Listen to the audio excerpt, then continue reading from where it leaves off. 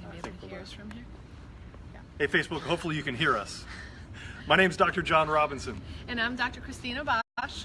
And we are collectively known as, most of the time, as the Sex Docs. Sex Docs. Sex Docs. Hey, it's Tuesday, it's 12:30, although it's a little bit late. But here we are, wanting to talk with you today a little bit about peptide therapy. You know, we're right here in front of our building here. We've got a really nice view here, the way the reflection is off of the building. But here we are at our location here right behind the Ice Den, if you know where that is. We're on Bell Road and the 101. It's the McDowell Mountain Medical Center, just so you know exactly where we're at. So we just thought it's so nice out, and we were a little bit in the shade here, but we thought we'd come and talk with you while we're outside right here in front of the building. So again, we're going to be talking about peptide therapy today, yeah? So this is a new cutting edge thing. I mean, this really is the next thing that's coming. It's really already been around for about 20 years, but I think we're seeing more and more of it because it's become much more available from a compounding pharmacy standpoint. So we're able to offer these really cutting edge, small little peptides they can do with all kinds of things for your body. Yeah, so when we talk about peptide therapy, we really say, you know, this is the wave of the future in the realm of hormone replacement therapy. We really like to think that this offers options for those patients that are not... I'm sorry, what does your shirt say? What does that say? I interrupted you, I'm sorry. I guess I saw it right there, I'm sorry.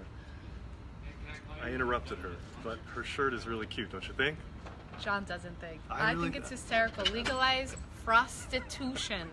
It really shocked me when I first saw it. He said, what? What is that? It's a prostitution. Get it? Yeah, right. You know, you out there, you know me well enough. What is my biggest issue, my daily struggle is my love for sweets, baked goods to be exact. And what that actually equates to in some way, I don't know. Is the legalization of prostitution. I'm sorry, so I digress. Thank you I interrupted very much for that. I love it. Yes, okay, so see, back that's to it. this. He wasted my wisdom. No, she knows. I was trying to say that peptide therapy is a wonderful tool because there are so many patients that perhaps aren't candidates for direct hormone replacement therapy, or it's cost prohibitive, or whatever the reason may be. When you're using peptide therapy, you are, depending on what the peptide is, you're basically assisting your body in stimulating the production, the endogenous, remember, your own production of more of the hormone that we're trying to increase. Yeah, and in particular to that, one of the things that we'd like to talk about today is specifically the type of peptides that can stimulate your own pituitary to actually produce growth hormone. And really what's interesting about that, it's actually not producing growth hormone, it's actually helping to secrete more growth hormone. Mm-hmm. So what's interesting also, your pituitary, a 100-year-old man has the same amount of growth hormone in his pituitary than a 20-year-old man. Right. The big difference is that 100-year-old man can't get it out of the pituitary. Right. So that's what this therapy availability. Yeah. And what's so awesome about growth hormone is that it really is one of the most, if not the most anti-aging or graceful aging hormone that your body is producing. You want to think about every function inside and out of your body, especially from an aesthetics perspective. We're going to think about the positive contributions of growth hormone. Yeah, I mean, skin changes is one of the biggest things you get out of growth hormone, but it also helps with muscle mass. Muscle building, fat burning, just overall strength. So you just interrupted me there. Did you interrupt me there? Are we being annoying? I think today we officially are being annoying. She never interrupts me. Her timing is always appropriate. She's always on time. It's always when it should be. So yeah, so muscle, bone, skin, love. It will increase love immediately. It definitely helps with recovery. I think that's one of the biggest things about growth hormone. It's helping you to sleep. So let's say from an athletic standpoint, why someone might want to use it, not that we're kind of dealing with it necessarily just on that level, we're using it more in sort of a holistic, whole body level. But one of the reasons why someone may want to choose to use it is because it helps them to recover from one exercise event to the next, or actual competitive event, and that's one of the big reasons why growth hormone tends to be used. So from the practical standpoint, from a patient standpoint, they're getting a recovery, they're getting improved sleep. This is helping with their career, this is helping with the weekend warrior, or whatever their goals might be for health. Mm-hmm. Yeah, and again, when we talk about fat loss, it's very difficult to lose fat if you're not sleeping well. You can be eating right, you can be working hard, you can be pushing yourself to your limit, but the limit is always a lot smaller or a lot shorter, narrower. I'm not sure what the right word is there, but your limit is never as broad as it could be when you're sleeping well, when you're recovering. You look really I cute. see. I'm sorry. You should be looking at the camera, not so much at just me. Oh my word. This is your most educational episode yet. You're learning a lot about us. Gosh that's for sure. almighty. I'm sorry, what were you saying? Oh, you know what? She was talking about fat loss, and I want to talk about that. So do I. So Come on. It definitely helps with fat loss. Particularly growth hormone works on visceral fat or fat around the abdomen, particularly inside where the organs are. So sometimes people don't just have the fat on the outside, they have the fat up underneath the muscle in and around the organs. And growth hormone really helps to dig into that. So there's a couple different peptides that we work with to be able to help actually specifically with that particular visceral fat problem. So I can give you a personal account. I've been, as you know, on a very slow recovery postpartum 2 years ago. So when I say, oh, I'm losing baby fat, my baby's 2 years old, so take it with a grain of salt. But I started using this peptide therapy to aid. I'm doing my workouts. I'm definitely sleeping a little bit better now that she's sleeping better. I eat, for the most part, pretty darn good. And it was a lot of just that belly fat that I couldn't get off. When I was complaining to John a lot and to my trainer a lot, I was saying, God, the scale isn't changing. Even though I know better, the scale isn't changing. So we did my inches. And after 6 weeks of being on my peptide, I lost 1/2 inch around the waist, which I was so happy about because it really helped confirm what I often tell patients, which is my legs are changing, my butt is changing, I'm getting stronger. So maybe the scale doesn't change as drastically, but I've definitely lost those inches. So. Yeah, you've had a lot of great effects with the, so the particular peptide that she's working with, it's called, no, you know what it's about? It's called tesamorelin. It's called tesamorelin. It's actually already FDA approved. It's called Agrifta. And so you can look this up. So we have this access to this compounded peptide. And you know, we're not even talking about what these peptides are. They're small little proteins. That's really all it is.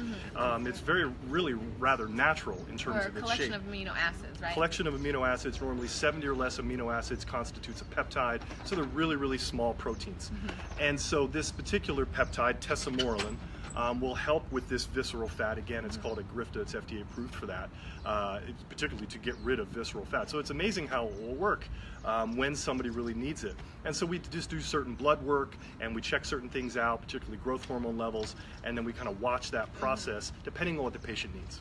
And having low growth hormone levels is not necessarily a contraindication for using these peptides because we're not giving growth hormone, we're just stimulating, or we're encouraging your body to produce, release more of the growth hormone. Yeah. Right? So the side effect profile for a lot of these peptides that are, at least there's many different types of peptides, we'll talk a little bit more about it next week as well, but the peptides we're focusing on today are a little bit more about growth hormone. But these peptides that are about stimulating growth hormone release, really the side effect profile is very low. Unlike giving actual exogenous growth hormone where you're injecting that in the body, which is still possible, and we do have patients occasionally that will do that for, depending on their age, but the side effect profile for exogenous or outside versions of growth hormone, it's a little bit trickier. You got to know what you're doing with that for sure. But so peptide therapy is a lot more clinically forgiving, and patients wind up benefiting in a huge way with less side effects. And anything that's clinically forgiving also implies that there's just a broader spectrum of people that will benefit from it, because you don't have to fit into this fine-tuned category of true deficiency and true need. So we've just found in office that the peptide therapy is just one more tool, like we always like to say, cutting edge but tried and true, that is going to help take you to that level of optimization that we're always striving for in your general wellness. Yeah, I think, and what Dr. Bosch was saying before as well, that it's, you know, for people who've had prostate cancer and they can't do testosterone therapy, there's actually potential answers for that. They're called SARMs, or selective androgen receptor modulators. So these are particular substances that will also be able to stimulate the androgen receptor, which just means the receptor where testosterone would normally be stimulating, but it doesn't do it in the same way that testosterone estrogen, other things like that do it. So you wind up having less of the concern that you might have with testosterone therapy for a prostate cancer patient, as just one example. Right, so ultimately the summary or the take-home message is always the same. There are so many brilliant tools out there, and the body's so smart. You just have to give it some of those missing ingredients to take yourself from feeling either not well or mediocre to a place of greatness. You've got to be armed with the right questions, clarity of desire, and then find someone like us that will be willing to listen and say, okay, how do I push the envelope to get you where you want to be? Yeah, I think any physician you're going to work with should always be asking why and how can we make it a little bit better.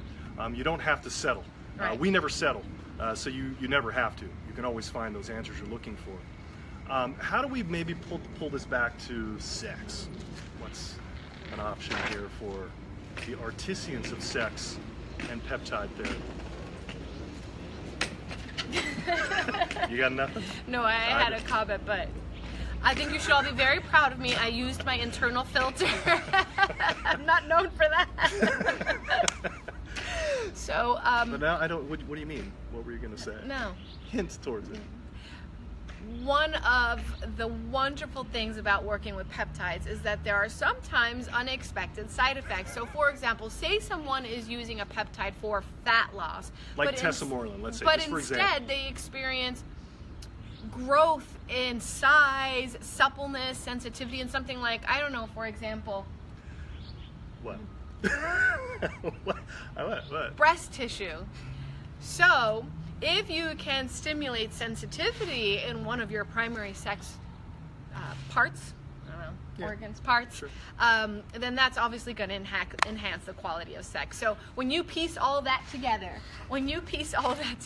sex hormone replacement, increased sensitivity in the nipples, O shots for the clitoris, bremelanotide for your female Viagra, I mean, you are definitely setting yourself for a place of wonderful intimacy that is going to make you feel good inside and out, because your body's going to be fit enough to perform, you're going to be burning those extra calories, and you're going to be reuniting with your husband or your partner, even if you have to do this while you lovingly stare into each other's eyes.